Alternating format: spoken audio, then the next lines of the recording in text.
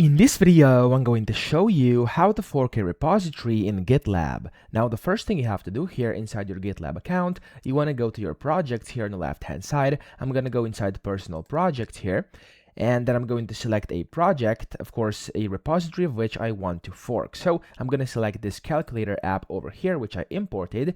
And whenever you open up your project here, your repository, you'll be able to click on this fork button over here on the right-hand side, which says create new fork. This is going to take you inside this project, which is called fork project. And then you can just give it a name. So I'm just going to name it calc app and then fork like this. And then over here, of course, you will see your project URL. Of course, you can change it if you want to. Your zero slug over here, you can add a description if you want to, and then you can go ahead and set different advanced options down here as well, and then just click on the fork project button. Of course, first I have to select this. There we go.